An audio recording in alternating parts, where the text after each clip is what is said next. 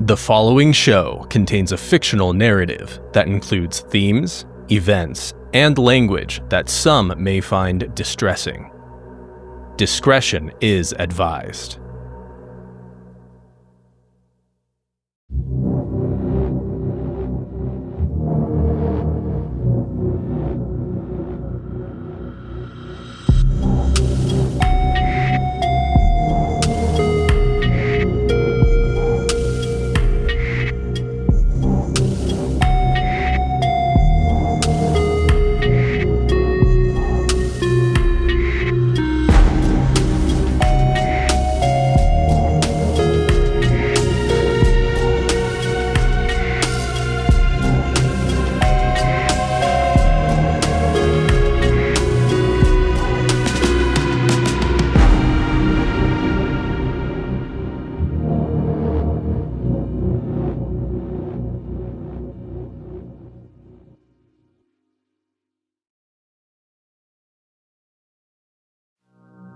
Welcome to This Line Isn't Secure, a Delta Green show where we're continuing our trek across Dennis Detwiller's impossible landscapes.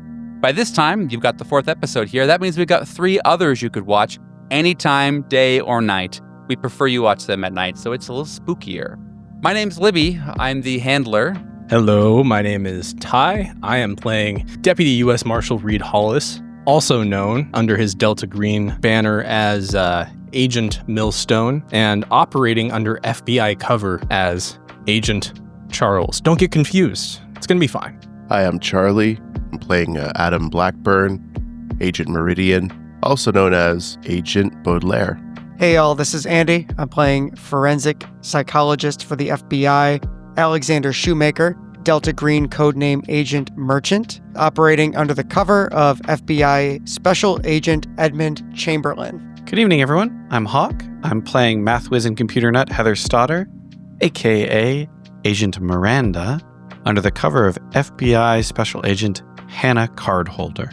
Good to see you all here. We're going to ship right into our recap presented by our fantastic friend Hawk. Go ahead, Hawk.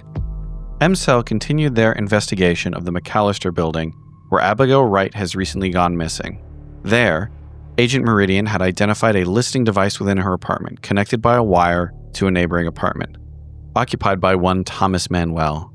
In their conversation with Thomas Manuel, they identified that he had expensive audio equipment in his apartment, and he relayed to them that he had a long-standing relationship with Miss Wright, and that she had recently sold a number of paintings at the Mercury Art Gallery. Meanwhile, Agent Miranda investigated consumer electronics back in the apartment, but was distracted by a humming, screaming, awful noise coming from a poster on the wall. She took a photo and went out to talk to the group and caught the end of the conversation with Thomas Manuel. There, she presented her photo to the group, and Agent Merchant in particular was quite taken by its contents. Agent Millstone recognized what was in the photo and went and retrieved the poster itself and displayed it to everyone. The group as a whole saw the contents of that poster writhing and undulating like a living thing before them, taking up the real space before them. The group, shaken, continued their investigation as best they could, some of them trying to put the shape out of their minds while it preoccupied every moving thought of the others. While Merchant and Meridian investigated the interior of the apartment, Miranda and Millstone returned to Manuel. They confronted him with the evidence that he had been recording Mrs. Wright's apartment. As the tone of that conversation increased, they were joined by Agent Meridian, who helped pressure him about this recording. Although he was unwilling to let them search it first, the arrival of a Scottish deerhound seemed to distract and even calm the man, who said he was going to go and play with the dog, taking up a ball and allowing the agents access to his room, where they discovered expensive audio equipment as well as numerous tapes connected to the recording device from Abigail Wright's room. The tapes were labeled not with dates or names, but with hieroglyphic stick figure drawings of various execution methods. Their investigation was put to a sudden halt by the arrival of a local beat cop accompanying a pair of fumigators, people dressed with tanks on their back in heavy plastic garb and outdated gas masks. The group agreed to leave after sealing up the apartment and locking it behind them, and adjourned to a hotel together to discuss their plans for the future investigation. As they developed their plans for the following day, the TV turned on, and what they saw there was horrible. A man that none recognized, seeming to speak directly to them and to react to the noises in their hotel room and the noises coming through the door to the hotel bathroom, which slammed shut, only for Agent Miranda to feel a yawning sensation, a desire to approach and open it, which she heeded and opened the door on what lay beyond.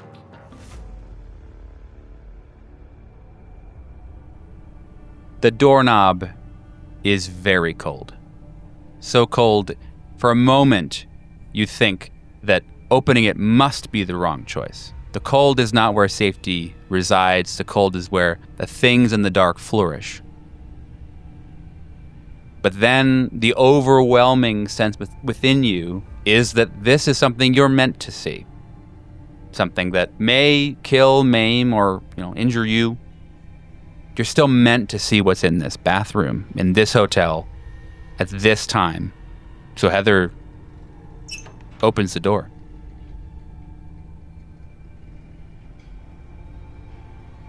There's no immediate action. Nothing jumps out and bites Heather in the face, neck, or anywhere else. But the silence hurts. It doesn't mean that you're safe. It means that whatever was in there, whatever made all those screeching sounds, and whatever that guy on the TV was listening to, you just can't see it right now. Heather's hand gropes blindly along the wall next to her on the inside of the bathroom, looking for the light switch to illuminate the dim and cold darkness before her. You find it. Pretty easy. You flip it on, and there is something in the bathtub. Something that's no bigger than maybe a tape measure, small tape measure, about that size, black, all black, circular design, maybe a longer line attaching some circles. It's hard to tell from here. Heather, pulls a pen out of her pocket and approaches the bathtub, leaning over and sort of prods the object with the tip of the pen. The three of you see Heather turn on the light, look in the bathroom, maybe have a moment of deep breath, release, little anxiety going down the spine, and she steps into the bathroom. Reed lowers his gun, which he definitely had drawn at that point. The thing in the tub, it's got ink on it. It looks like something that a typewriter would utilize. It's called an ink scroll, you think, or something like that. There are these two wheels, these two black wheels, almost like a tape recorder kind of thing going on. And a ribbon loaded with ink sits between them, and when the typewriter action happens, it presses against that ribbon. Correct. Gently pushing with the pen. Does it look like it's been used? Because when you do that, it leaves impressions on the ink, like it gets bent by the metal of the ribbon in between the two spools is near broken, near warped all the way through. One more strike of the letter would be enough to snap it. Mm-hmm. And does it look like it's been evenly used? Like she's going to pick up one of the spools and sort of unwind it. Is it like that all the way through, or has it just been kind of brutalized, jammed up in one? Okay, so it's certainly been used a lot. And it certainly is still very full of ink. That's interesting, because when you use it like that, you have to rewind it and reuse it each time, and it gets less and less effective each time you do it. And the fact that it's still dripping ink is not how my experience with typewriter tape or ribbons works. By this point, it should be dry as well as bent and breaking apart. She pulls a glove out before she picks it up, if she picks it up, because strange object, that is worth printing. She's so used to and expects us to operate the way she does. She curses and steps back, and everyone can hear the clatter as she just drops this object back into the tub. Fuck. Yeah, ink goes all over the tub, over the front of your shirt. Turns back to the group. They can see the Rorschach blotch spatter of black ink over her. When they got to the hotel, she changed out of her black t-shirt into a old white tank top, very faded, Budweiser, advertising merch. And it is now just covered in this spray of black ink. Fuck. There's a tape in there. Ink for a typewriter. No source, no person. Sounds like that? What the fuck was that? If it had been positioned so it was sliding across the tub, maybe, but I don't think it's likely. I mean, and that would open up a million questions about who the hell would have done that. More curious to me is, how did the figure on the TV hear it. Yeah, let's rewind. What the fuck was that? Well, there are two options available to us. Either we can attempt to rationalize these, and I could explain how one would stage exactly this kind of thing. Theatrical and magic of the silver screen, anything is possible. Or if we want to set aside that and engage with credulity, we would simply say somehow that person could hear through a device which has no microphone or audio input in a way that we don't understand, and that there was something present there that left this tape as a message. All of you roll stand. 89 over 67. 61 under 64. 23 under 68. Millstone and Miranda, you each lose none. Merchant and Meridian, you both lose 1. The events of this day have imbued Reed Hollis with a sense of verification. Ever since an undisclosed incident in his past, he's known deep down somewhere that there's more to the fabric of reality than he was previously aware of. But as he scans the room around him and makes brief, furtive contact with the eyes of these people whose destinies are now intertwined, for better or for worse, or for the utterly indifferent, he's suddenly okay with it. And he just asks, "Is everyone okay?" No, It's happening to us. It's happening to us. It's happening to us too. Listen, I've never done this before, but I've talked to so many people who've been out in the field for them, and they don't come back whole. Something is broken. They just tell me, say yes or no, yes or no, yes or no. And I say yes, I say no. I don't know what they do with that. I never see those people again. We are not okay here. This breaks people. We have a duty to see this through. Yes we do. But we're going to end up just like them. Soon it's going to be me in a room. And some psychologist is going to come through the door. And he's going to ask me he's going to ask me 300 questions. And he's going to take notes on his paper. And he's going to say yes or no, yes or no, yes or no. And he's going to say no. Reed's gonna things I can touch. Walk over and put his arm around Agent Merchant. Provide that human warmth that he seems to need in this moment.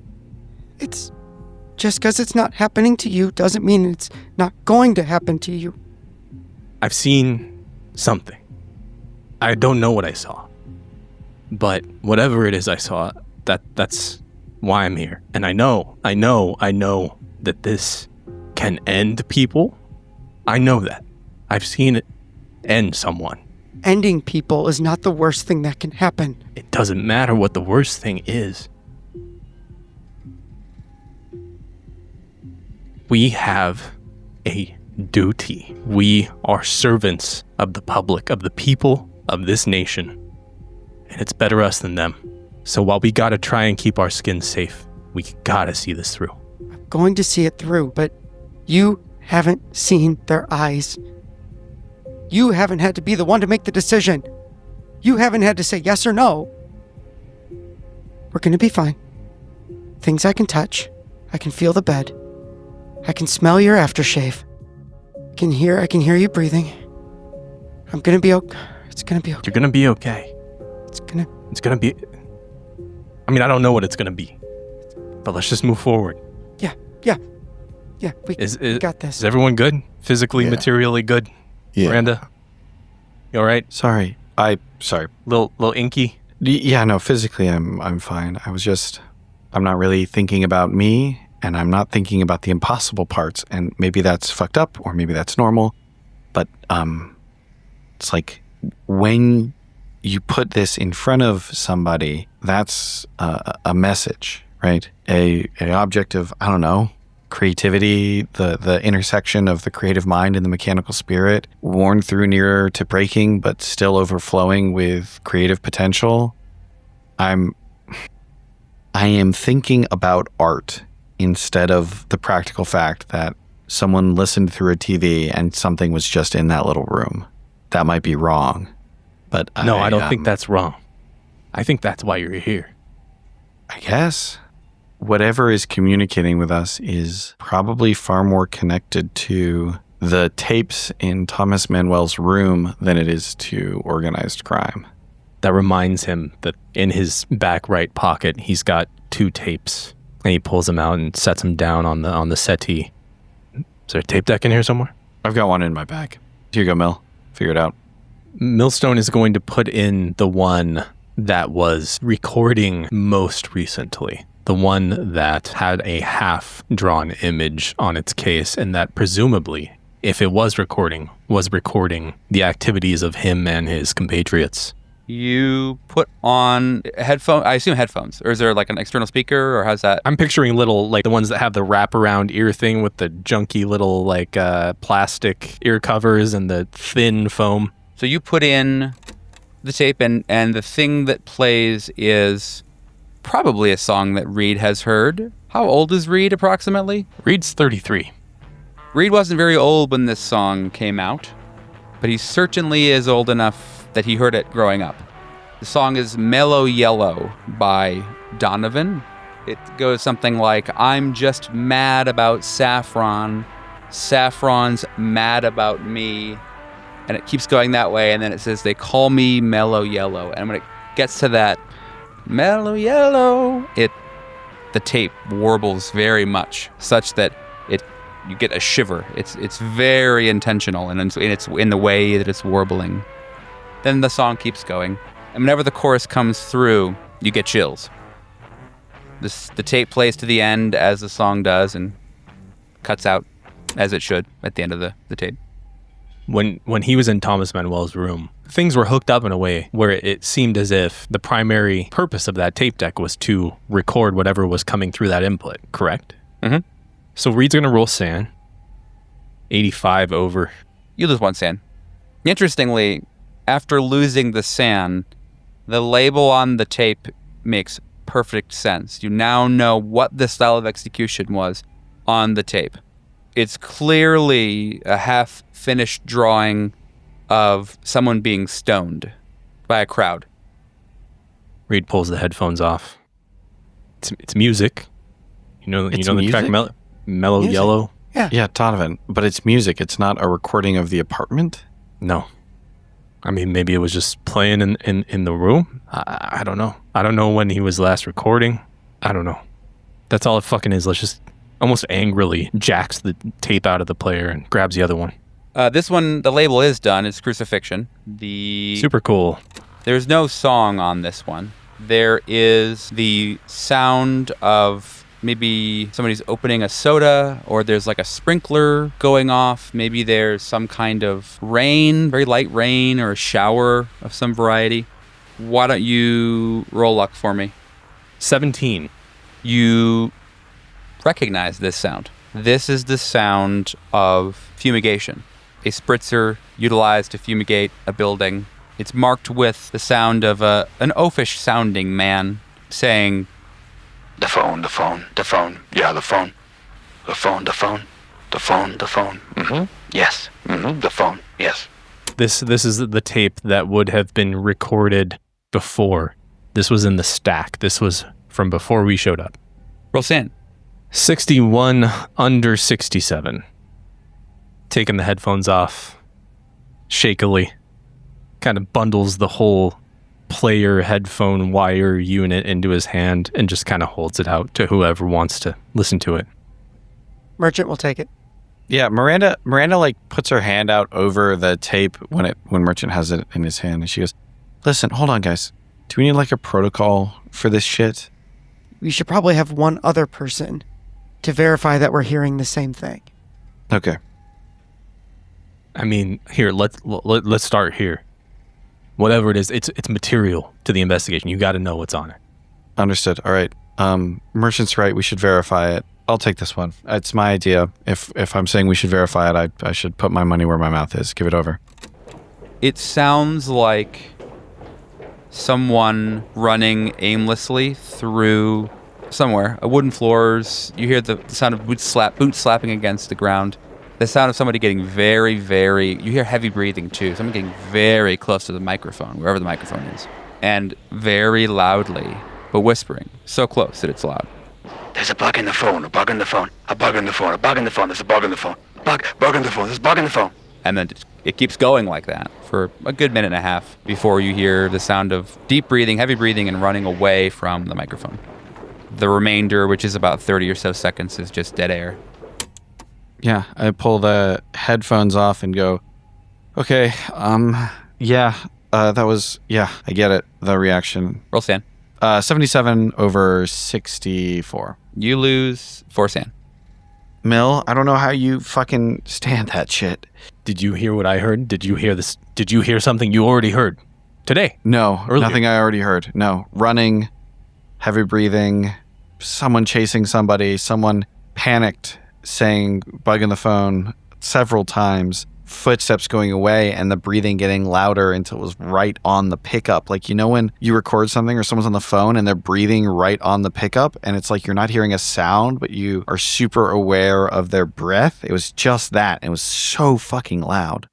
What I heard was maybe the same thing, but just with the pickup further away. I heard him, and I know the voice. I heard the voice. I know that voice. Did you rewind to the very beginning? I didn't hear him say in the phone. He said something else. Did you rewind to the very beginning of the tape? This is important. Did you rewind right to the beginning of the tape? The same place I was listening. Is that head nod handler confirmation? Yeah. Okay, fuck. Okay. All right. Roll sand again. The two of you have realized that not only is the tape crazy as hell, it is also a different kind of crazy as hell. This is the second time I have rolled on the nosy in this campaign. 66 at 66. I got a nice 55 under 60. Uno. In fact, you lose uno. Right now, I can't think of a practical way that I would do this, and I don't like to brag, but I'm pretty clever with these fucking things. Audio is secondary for me to a bunch of other things, but flatly speaking, that should be impossible. I mean, I don't think you need unless to be an audio expert to know that that's impossible. Yeah, no, I know. I'm racking my brain for how, if I wanted to do this, how I would do it. And it would be pretty obvious with a tape like this that there was something going on. If I open it up, I'm not going to find a write head in here to rewrite stuff on here, or a second tape and a way for them to duplicate, or like a way for it to, instead of rewinding, to do something else. Like, this is a normal fucking tape. Whatever the fuck is happening, I believe it would be prudent to destroy or quarantine as many of them as we can. What does that entail? Destroying a magnetic tape is not hard. You burn them, you melt them, you shred them. Like, there's no, I know, but I mean, procedurally, getting back into his apartment and like dealing with Manuel. Merchant, you got anything? We have to live with the idea that Manuel is part of this. He may have listened to them, he may have had a part in creating them, but either way, you're telling me that you both listened to the same tape and had two different audio experiences? We can't rule out that he is in fact a vector of the unnatural. Reed lights up a Camel Red and just says, all right, we'll figure out our game plan tomorrow, and then I need a drink. I'm going to the lobby. If anyone wants to come with me, cool. If they don't give a shit. That's where I'm going. Let's figure it out. Let's figure it out quick and relax as much as we can. I'm going to go to the other bathroom and change and get this shit off of me. I don't think drinking night's going to be good for me, but God bless you, Mel. Like whatever you got to do. I'll relax on my own, thank you. What do we want to do tomorrow? Breakfast in the morning. Yeah. Split into 2 teams. We'll chase down a couple leads. If we can get back in, if they're done fumigating, we'll get back into the McAllister. Otherwise, there's stuff we can do around the city. Me and Merch in the room. If we can get back in, I don't know if they're gonna have it tented all day tomorrow too. We'll show up bright and early. Yeah, I can hold my definitely. liquor. Don't worry about me. Millstone would just mosey down to the lobby bar, get a neat gin, which is gross, and probably just nurse 2 or 3 of those. Meridian will be heading out of the hotel, walking a few blocks until he meets a, to him, very familiar storage locker. Pick the key from his back pocket and start opening his locker, revealing a duffel bag, which he will pick up as he locks back up, goes back to his room. Each of your groups, so to speak, is feeling and remembering the things that man in the suit coat and hospital pajamas in the big chair was saying. Merchant and Miranda thinking and hearing, we've done this before. You don't remember, it's always the same. Stepping up the stairs one by one, Millstone hears, you watch the tape, you ask the questions, you think you can leave, but there's no leaving. Not really. And the bag, heavy, clanking full of things that put a little smile and spirit into Meridian's step, still echoing here's, even if you forget, the story remembers, and it always ends the same way. Then as each of you lie back, looking at the ceiling, all of you hear, do not miss your cue. The sun rises, taunting you. Beams of light breaking through the blinds. You all wake up around the same time, maybe some little earlier, to get ready for your day. Everything all feels very gross and filled with minutia, filled with the things that don't matter. You've just experienced experiences that very few will ever get to live through. So brushing your teeth kind of just feels dramatic, inappropriate. This world is too wide for toothpaste. You get down to the continental breakfast area, have a seat at a table, and while digging into your much too crispy bacon and waffle that is certainly raw inside, you begin to strategize your day. Morning. Yeah. Morning. You rested?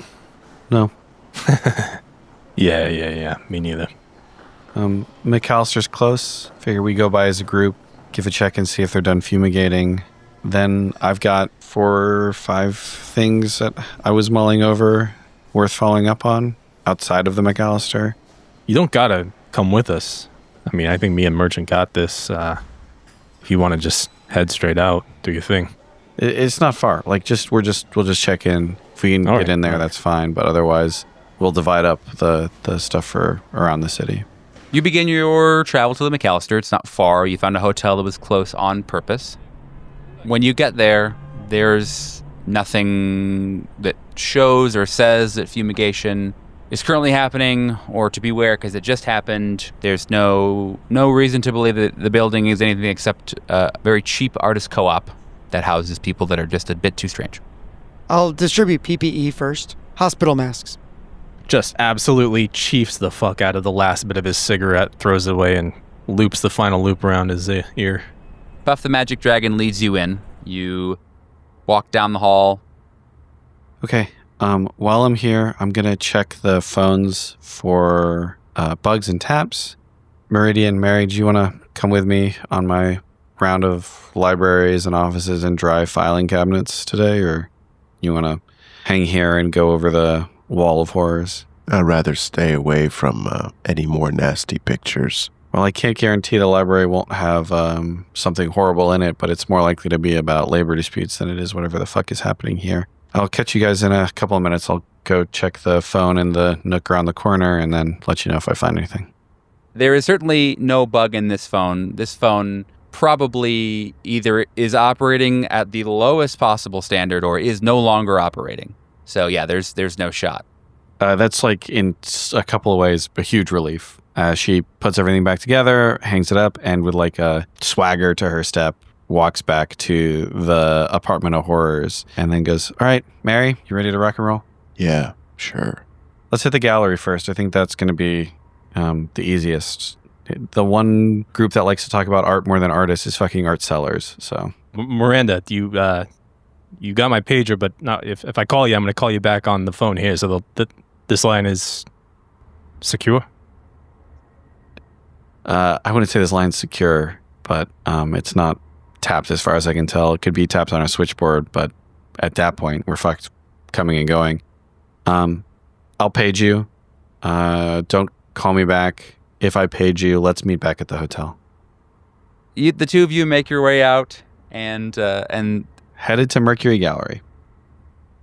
Just you and me, brother. I guess we get going then, huh? He grabs a camera out of the box. A lot of crime scenes? I'm a marshal. I apprehend fugitives. I've spent the last long while of my life working in witness security, but I'm taking a little break from that right now. So I've seen a lot of crime scenes, but the powers that be don't want me running around in there like a bull in a china shop for all that long. I don't need to instruct you on proper protocols and ways to handle a crime scene and ways to not disturb things. We'll be good. You don't got to worry about me. And as if just remembering, read Don's gloves as if he was totally about to forget to don gloves. And Merchant will pretend that, of course, he was going to put gloves on. And then he'll pull the mask down. Is there any sense of chemical in the air? No. Takes the PPE off, crams it into his pocket, and kind of motions. Oh, we're good. Millstone can do the same. Thank God. Can I smoke in here? I'm going to need to smoke in here. If you could step in the hall at least once or twice, that might be nice. I'll blow it out the door. Great. The Mercury clearly was at one point a bopping place, as the kids are saying. One of the most sought after venues for emerging artists. It is located on Franklin Street, deep in the heart of the arts district. It's not quite mainstream. It's really got all the things that artists love to be involved in. The shifting atmosphere is intoxicating, I think. Even to someone like Meridian, who by no means an artist, the creativity seems to flow through the air. To Meridian, it looks like another place where people do things that are generally a waste of their time. Do you like Ghostbusters, Meridian? Ghostbusters? The movie? Yeah. Really? Yeah. Yeah. Yeah, I have memories of it.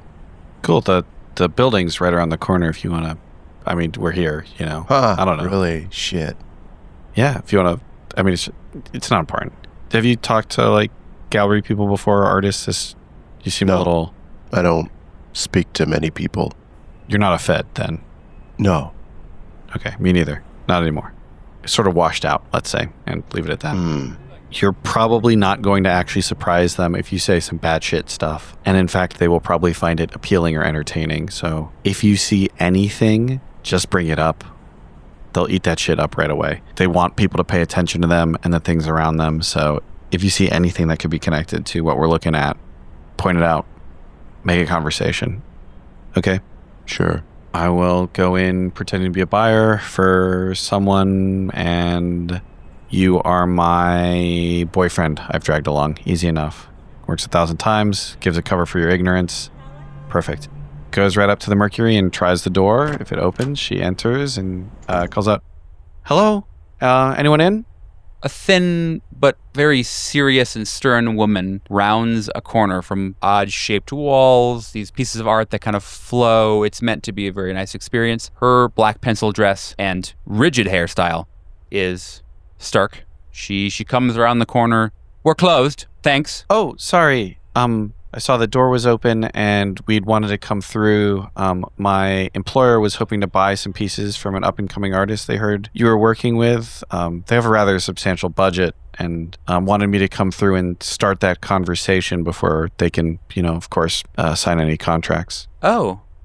Well, yes, I suppose a private showing could take place at this time. Yeah, sure, I'm Ellie." And she extends her hand. French It's nail. a pleasure, Ellie. I'm Hannah card holder. Oh, wow. I hope you don't mind. My boyfriend's in the neighborhood, so if he tags along, he's a little... No problem. He's got a naive eye, let's say. Yeah, which of can be course. helpful. So does my Richard. No, Okay. I know how that goes. Yes, come on in. She turns around. Yeah, as we start to walk, I launch right into it. My employer is particularly interested in, she, and I put a lot of stress on that as if she might start to guess who I'm talking about. Oh. She has a particular interest in the work of an up-and-coming artist we hear you've done some work with, a Miss Wright, Abigail Wright. Oh, yes. Yes. She had a show here. Unfortunately, all of her wonderful. pieces sold, but she... Oh, such a... Yeah, she did well. She did well. A real up-and-comer, I'm but very glad to hear that. she vanished. These things happen, She was just... Artist. Too good for the... too good for the Mercury, certainly. Turns out. Anything else you're interested in? I don't think we have any of her pieces left over. Did you get any impressions of her pieces when she was here? Any themes or mediums she was working in that stood out to you? She stops walking. Why does that matter? honey? Well, because it might help my employee track some of these pieces down. Employer, she's very, very interested in Miss Wright's work in particular. Of course, she's interested in lots of art, but Abigail has become a particular interest of hers these past few weeks. Roll persuade on that one. A 1 under 60. She's Let's go. Here we have it. I understand. You're right. Okay, all right. I'll step back. No problem. I've got some things in the kind of same style, a little unsettling. My employer is, she's a big believer in, I know it's a crossover, but if you've ever read The Theater and Its Double, she's a big believer in that sort of ethos that art should provoke the most powerful reaction it can, not necessarily the most positive. I would love to see some of that work. She also mentioned another artist, Thomas Manuel. I don't know if you've ever had any of his work come through the Mercury. Oh my God, not him. No. He had a couple of pieces here about maybe a year or so ago, and they just flopped. Mm-hmm. They flopped. I mean, it was ridiculous. Nothing like he wasn't edgy enough. He was always saying, "Oh, my great work, it's almost done, my great work." And little things here, piddle paddle, unbelievably wasting of time. But Abigail pushed the boundaries. She really did, and she was eclectic and erratic, eccentric. So people liked talking to her because she just explained her pieces the way that it made sense to her, which kind of off the rails. But people like that. Of course. People like to be wowed. I am interested in that, and I point to a horrific, not horrific, but a not very well done, but very intense piece of sculpture that is standing nearby. Awful something taste, with but great execution. Yeah. It's exactly. sculpted perfectly well. Yeah. Oh wow! I am seeing a few other things here that my employer would be interested in, and I want to sort of transition out of the conversation, assuming I'm not going to get much more out of her here. Likely not. You attempt to disconnect a couple of times, but she is going to get her money's worth out of you. So she doesn't let you go. She brings you around a couple more places. After that, she brings you to the front door and says, "Look, this is my personal pager number," and she gives you a card. I've got a line on a new cell phone. If they ever make those. Well, I hear Japan and Korea are doing incredible things with miniaturization lately, so anything is possible. Maybe. Certainly, my employer knows something about that. Great. If anything else comes up, stop by. Usually my assistant is here, Marco. And if he's here, he'll bring you in. He's kind of quiet, like your man over here, but he's a good man. Yeah. Wonderful. Thank you so much. Have a great rest of your day, You too. I'm sure we'll be in touch soon. Oh God, I hope so. I wait for her to go away, and then I turn to Meridian and I say, "Well, I'm not going to lie. That barely told us anything, but it told us a little.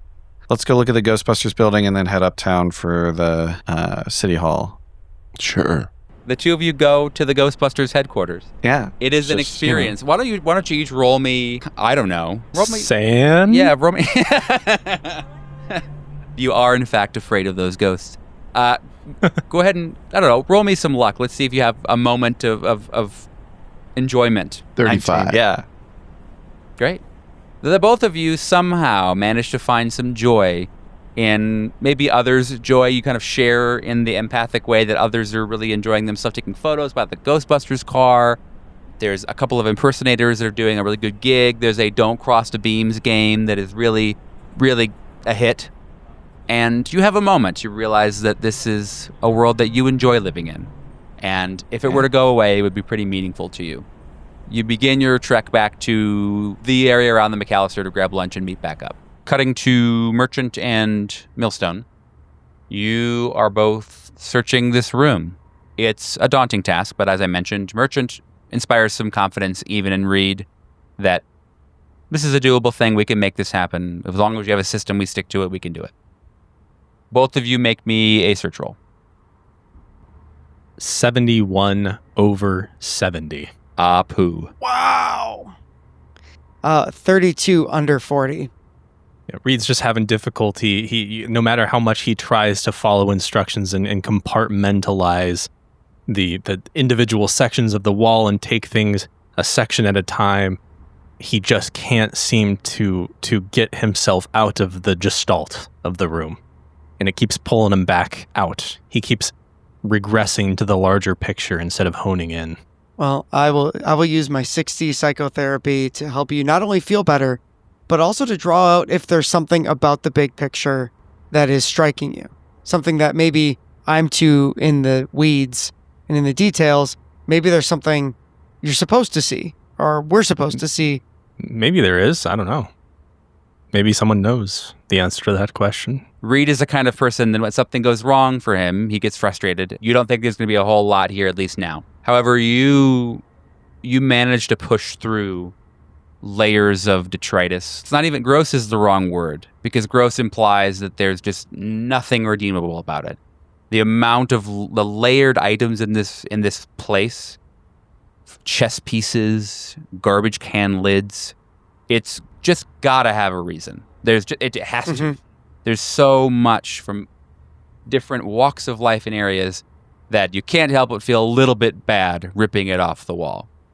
But as you take what you think to be a very large hand fan off of the wall, you see something that is very clearly a vessel for learning, for information. It is a piece of cream-colored stationery that is glued to the wall. This stationery is crumpled, but it seems to be new in that it's not moldy or coffee stained. The heading reads Hotel Broadalbin, New York City, in an Art Deco font. There's no street address on that, notably. Scribbled in pen, there is a very small map, a little rudimentary map that is showing you an elevator marked with an X and ELEV, and various tunnels leading to a smaller X, which reads JL Bottle. It's definitely not a map of the McAllister. Not much else about it that you feel like you could deduce off the bat, but studying it may provide you some kind of knowledge later, maybe. Wave Millstone over. Reed takes the paper and just takes a look at it, and it's like, it's it's definitely something worth cataloging. Yeah, and it's all very pedestrian the way he is expressing mild interest in the item, but his eyes, so drawn to the gestalt of the room, are now suddenly fixated on one specific thing on the map. And that is the portion that says JL Bottle. And in that moment, he can't necessarily pin down why. He just knows that every time he tries to pull his eyes away from that portion, they're drawn back. And he kind of shakes it off and hands it back. So yeah. Bag it and tag it, huh? Yeah, I think this might mean something. Did you see something? You seem pretty focused. No. I don't know what any of that means. Yeah, who knows? I don't know. JL, I don't know who that is, or what that is. There's a lot of buildings in the city with an elevator, so. You ever heard of a brothel bin? You know that hotel? I've been here my whole life. I've never heard of a hotel brothel bin, but I'm not a mainstay at hotels, and I do a lot of traveling, so that would make sense. Right. Yeah, I don't come to the city very often. Pulls his camera up and takes a quick photo of that map.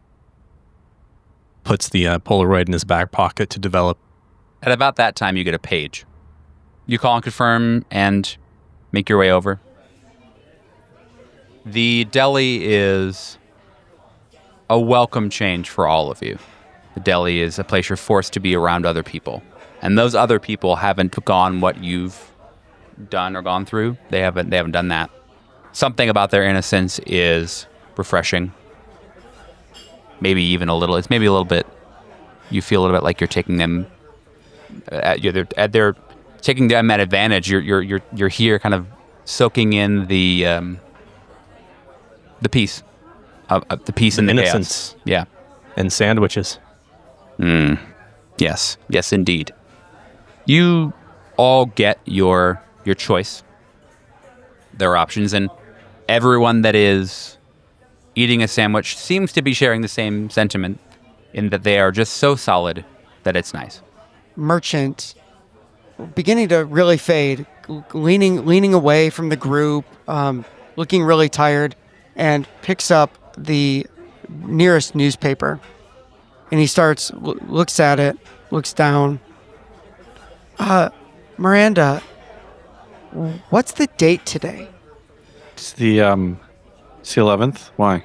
11th of... just a second. Merchant gets up and goes to the counter and asks the person behind the counter, hey, where did you get this newspaper? You can't hear what this person says, but she has half a Reuben in one hand and the other is clearly saying, I don't know, it's probably left here, go away. Merchant shakes his head and walks back to the table and sits down. This can't be. 4 missing in McAllister apartment fire. August 14? No. It can't. Continued on page 2. Merchant slowly opens the newspaper and starts scanning, and then quickly thrusts the newspaper down on the table and jumps up away from the table and starts scanning the room as if looking for a threat that just isn't there. Then, leaning over the table, thrusts his finger onto a picture, trying to draw everyone's attention toward it. As you all look at the photo on the second page of the newspaper, you see a photo of the 4 of us sitting at this very table. No fucking way. And then, right by his finger, you see the caption, Final Sightings. And that's where we'll pick up next week. No. No, thank you. No, thank you. Nope. Well, thanks everyone for joining us this week. We enjoyed ourselves. I hope you enjoyed listening to all of us. We would love it if you would like, follow, subscribe, and share this with at least one friend and tell them that they'll be very, very scared when they listen to it, and that's a good thing. I'm Libby. Goodbye. We'll see you next week. Bye, Libby. Good night, y'all. Libby. If we end every single recording session with bye, Libby.